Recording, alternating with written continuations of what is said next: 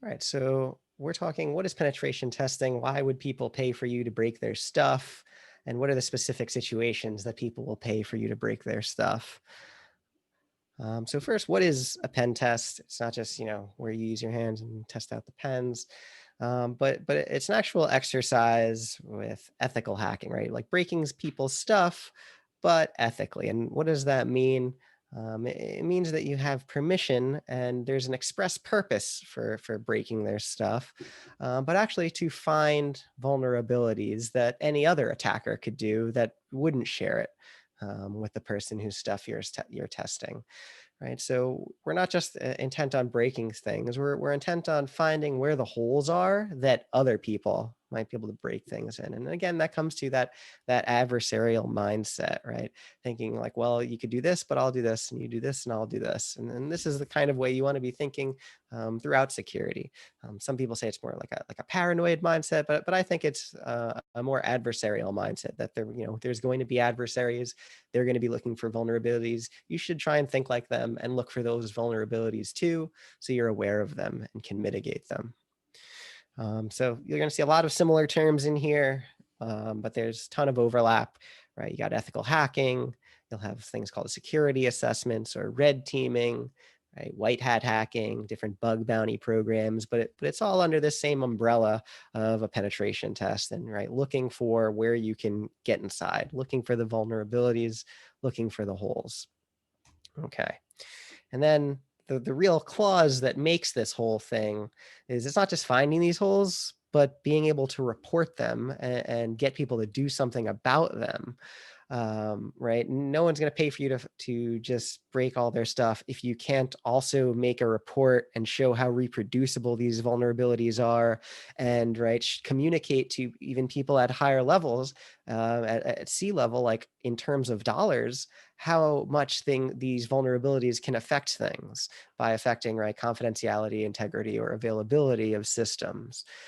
So it's not just finding the technical thing; it's also being able to report it and being able to report it to different people of different technological skill levels and understandings. So real high level to real technical level is involved in here. All right, so it requires validation. That means being able to repeat and show what the vulnerability is, right? Have proof of concepts. It's not enough to say, oh yeah, there's a cross-site scripting vulnerability on your website. It's much more advanced reporting. If there's a cross-site scripting, like I wrote this script, it does a cross-site scripting attack, and like here's what you can do with it. Here's the proof of concept and how easy it is to capitalize on that vulnerability.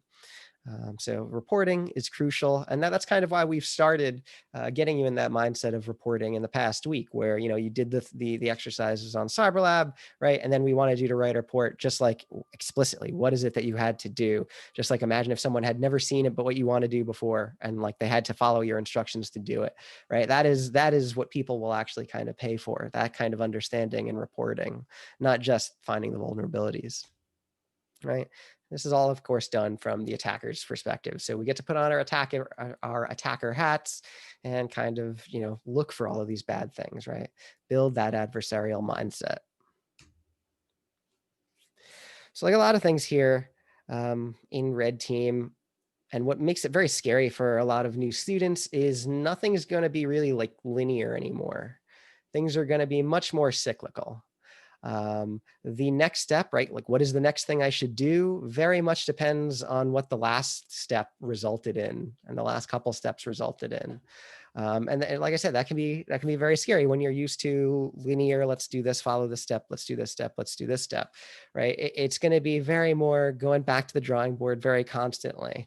And so, right, we're going to give you a couple of these cycles that you can follow back to and right understand. So here's one of these 5 penetration testing stages cycles, where first thing is first, you do your planning and reconnaissance, understanding what your target is, right? Just imagine you're a hunter, you're looking for where this animal roams, what are their common patterns, right? What is it that they do? What is it that they use? Um, then you do some scanning, right? More actively looking at what this thing does. using scanning tools, understand how, the target responds when you do certain things. Eventually, you move towards gaining access, right? Being able to perhaps run a small amount of commands, being able to find a small hole where you can kind of inject your own payload to get more access, right? So getting a small like little finger in, and then being able to wiggle and eventually get your whole hand in and maintain more access. And eventually, right, being able to configure settings um, and change things to have longer term access. But it's not like it's going to be this linear cycle. You're going to constantly be going back to the planning and reconnaissance phase, right? Like once you maybe gain a little bit of access, there might be some more information, right, that you have to keep digging in, and you might have access to see more things that you did not see on the outside. What can I say? It's very cyclical. Things will not be linear at all. And you're like going to be going back to square one pretty often. And that's going to be part of this process. So what's another diagram, other ways we can show you what this would look like? Depending on the different penetration testing framework or network that you look at, you'll see these in different phases. I personally like that 4 phases of a pen test arrow model, right? Where there's some planning, right? Where you're looking at who is the planning phase generally involves the scope. Who is giving me permission to attack what? And if I'm trying to attack, what is it that I'm trying to find out that I'm able to do? Do I have like full permission to make user accounts? Do I have permission to like attack your staff with like phishing attacks? Do I have permission to attack at certain hours, or like, am I only allowed to attack at limited hours, right? The planning phase is absolutely crucial. And it's where, this actually becomes a legal thing instead of an illegal thing. Right? This is where you have lawyers involved, you have high-level staff of the company or penetration testing involved, making sure they understand when you're testing, what the risks are of when you're testing, because sometimes you might be running some type of attack. It might be dangerous. You might bring down one of their systems, and right, that they'll be very upset then. And did you have this in contract that you're allowed to do this sort of attack at certain times? There's a great Darknet Diaries episode on the courthouse, I think it's called. Check it out. It was these physical penetration testers, so guys that would like break into buildings and stuff. And they were hired by, I want to say, the federal government to break into a courthouse. But the courthouse argued that it was like a state level property. And then there was arguments on who actually had permission to grant this penetration test. Great story. The guys ended up in like jail for a while, and definitely check it out. But I think that highlights how important, right, getting permission for this, what makes this actually ethical, and getting that sort of get out of jail free card, and having the rules of engagement for what's allowed in your penetration test. What are you actually allowed to do? Next up would be discovery, right? That's that reconnaissance phase, understanding what tools does this company use, right? Understanding the attack surface, like what is this kind of thing? What is this beast that I'm looking at, right? When looking for the weak points. Once you've potentially found some of those weak points, right? That's when you start crafting your attack, seeing if you can actually get something in there, get some code execution, get yourself a shell, right? You actually start crafting your attack and executing on it. And after that, right, once you actually have done these things, when you get your attack, get your shell, perhaps elevate your privileges, that's when you have to do the reporting. And hopefully you've been taking good notes on the things you've tried and what you've seen, so that makes your job easier, the actual reporting phase.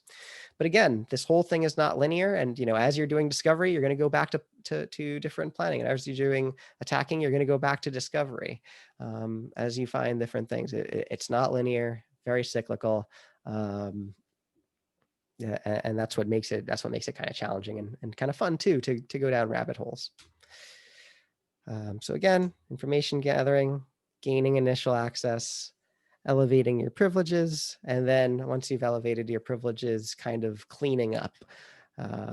So, did you create any accounts so that you can elevate your privileges? Those should probably be removed now that you've done that. Did you add any like add any software so that you can elevate your privileges or enumerate the machine.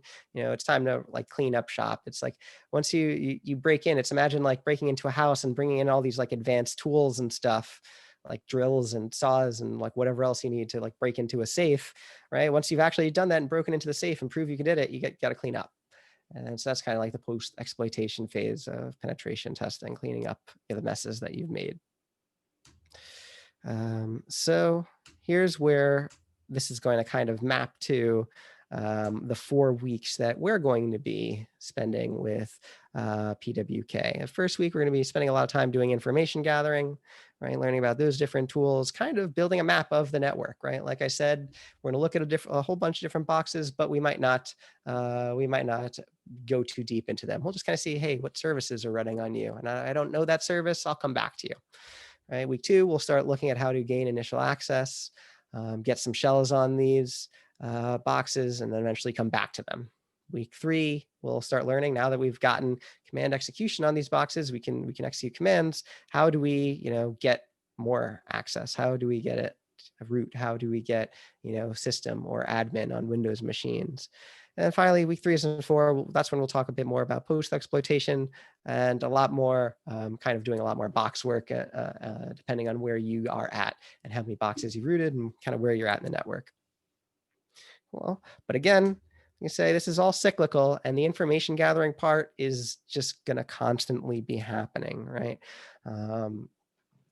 I don't know how else to describe it. I think this is probably the best diagram, right? Information gathering is constantly going to be happening.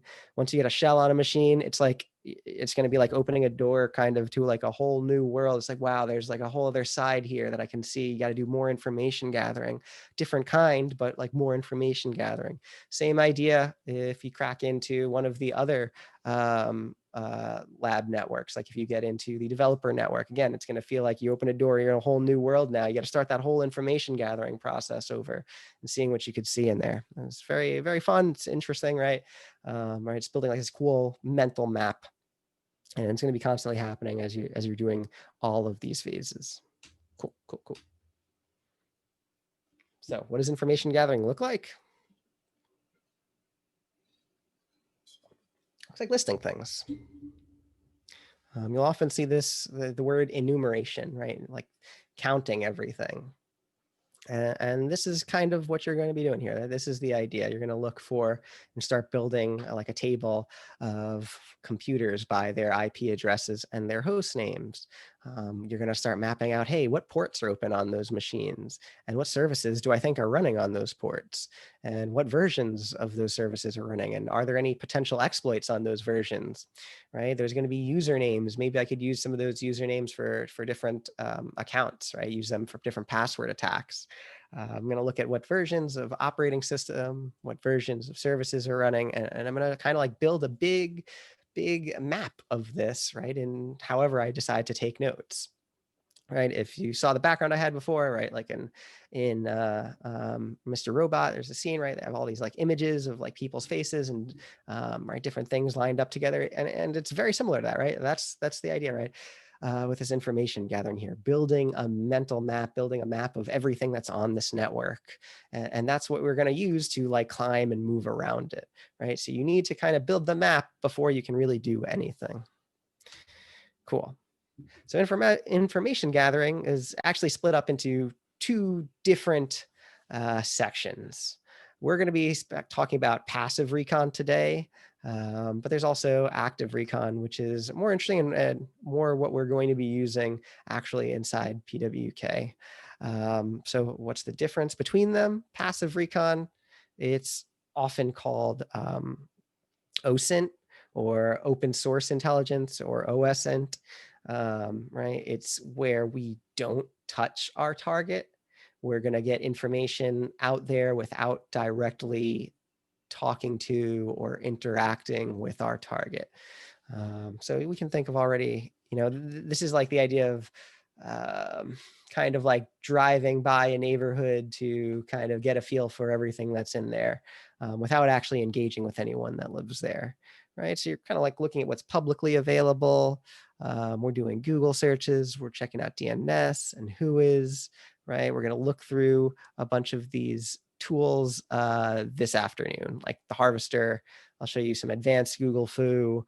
We'll use some DNS tools, and a couple of other more advanced tools that are already inside Kali. And then we also have the other side of it is active information gathering. And this is often called scanning. This is what we'll start doing right when we get into PWK on the Monday after Thanksgiving. This is where we actually are going to engage with our targets. We're going to more directly interact with them, right? We're going to be using tools that some of you may have heard of before, like Nmap, OpenVAS, Nikto. We're going to be using different SMB scripts to do enumeration, whole bunch of different tools that we'll, kind of use for different situations.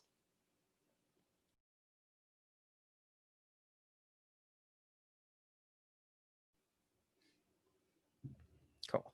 So once we've gathered all that information, what do we do with gaining initial access? Well, we leverage that information to get a foothold. And there's a lot of I guess, physical analogs to penetration testing, but it really is, we've been looking at this wall and we've found small places that we can kind of grip onto, maybe, right? We can do small things. And, once we find those, it's up to us to leverage that information, leverage those small grips to really get in there and use that to, right, get more in there, sort of. Right. So oftentimes we might chain a few different types of exploits together to get our way back into machines. Like you might use one kind of complicated or annoying exploit to get yourself a small shell on that machine. And once you have that shell, maybe you'll make a new user account. And that way you can just log in with that user instead of doing the complicated way you originally used to get in. Right. So it's that initial phase, wow, of gaining initial access that will lead to more permanent ways of gaining access. So tools that we'll use here are Metasploit. We'll move on to that towards the end, but SearchSploit for actually looking for publicly available exploits, and ExploitDB, kind of like a web version of SearchSploit, where you can really look for and find, publicly available exploits for all sorts of different software. And we'll use these tools most often to get ourselves shells on machines. So a lot of the work we're going to be doing to enumerate is to get ourselves, right, command execution. What does that usually look like? It looks like kind of getting a shell. The shells we get sometimes will be good and sometimes they'll be crappy. When we get crappy ones, we're often going to try and find ways to get better shells. You'll see what I mean, right? You will get shells that maybe you don't have access to, like tab completion, or, you might not have access to certain characters, like you try and press up and you don't have access to that. So, we'll learn different ways to get shells and how to upgrade them so that they make it a little easier and give your experience an easier time. Learn about how to inject commands into different applications to get things to happen. Usually we'll use some kind of injection to get ourselves a shell, injection to inject some kind of command to a machine that says, hey, give me a shell, and I'll catch it because I'm listening. We'll look for file inclusions, different web vulnerabilities, and really all kinds of different things that we're going to be looking for. So let's take a look at here. This is just one example of ways that you might want to be taking notes on different things. So privilege escalation. What does that look like? And what does that involve? This is the phase where you have access to the machine, you have a shell, but you are not root and you're not administrator. Maybe you're not even a user, right? Maybe you're just a service on this machine, right? So you might not be able to do very many things. But there's all different kinds of categories and ways you can go on to get yourself in. Again, this is very non-linear, and people ask how you get good. It's because you've just experienced it a lot. Like you've experienced all of these different situations before and seen someone else solve them. There's no other way about it other than putting hours in and kind of seeing this. But there's all different kinds of broad overall categories of privilege escalation that we're going to experience inside this network. So things to at least be aware of are passwords reuse. So maybe you find a password on one machine to a user. Hey, you find that same user on another machine. Why don't you just try reusing the password, right? It might not hurt. Password cracking, right? We'll learn different techniques to attack passwords. Maybe you find a hash of a password. You might be able to break it and use that somewhere. We're going to find configuration files or scripts that edit configuration files. Maybe you can change configuration files and change through doing that, elevate your privileges. Maybe sudo is not set properly. Maybe, you're only allowed to sudo a few things, but one of those things you sudo can start a shell, right? Like maybe you can sudo vi and then you sudo vi and then start a shell and then your root, right? Like, thanks. So we'll take a look at a whole bunch of different ways you can do that. Cool tools and resources online like GTFO bins, which is like a whole bunch of cool techniques you can use using sudo to kind of elevate your privileges.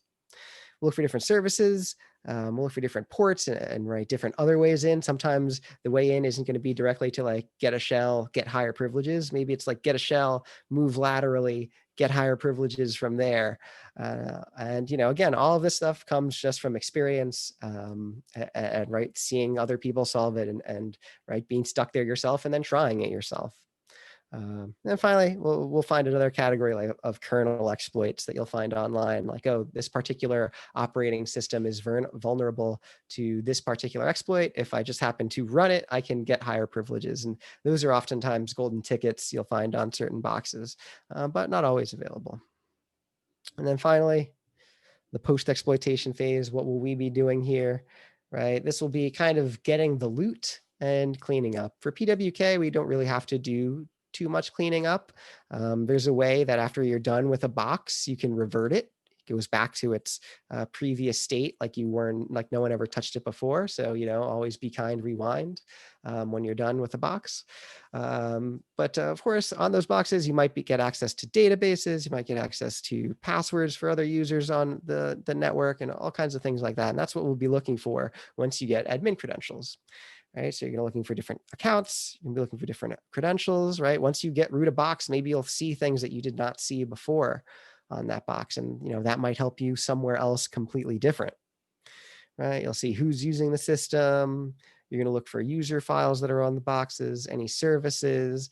And, once you root a box, you might want to give yourself a way back in and clean up, right? Remove any of the exploit code or any of the other things you've used to get in. Not quite as necessary in PWK, again, because you just revert the boxes when you're done and revert them before you start to. But in the real world, this is part of the actual job, right? They're not just going to pay you to break stuff. You also got to clean up after yourself, and you also got to report on how you did it. Cool. Oops, summary. So we're going to be referencing pen testing as with 4 major phases, and those 4 phases pretty well align to the next 4 weeks we're going to have. We're going to be spending time information gathering, mapping out the initial network. Once the week after that, spending time gaining initial access on a whole bunch of these boxes, getting shells on them. Once we've done that and then done more enumeration, try some privilege escalation techniques. They're all very different. And then finally, some post-exploitation stuff and a bunch of different box work, really just getting experience, getting your hands dirty, because every box is different, right? It's like lock picking. If you've ever kind of practiced it before, maybe you can do one lock, but every lock is very different. And, you learn only how to do one thing. So you need a lot of experience. So any questions? I have one question. Yeah. So you said if we're getting started on a box, to reset the box before trying to exploit it. What if I'm in the box already and then Jeff comes in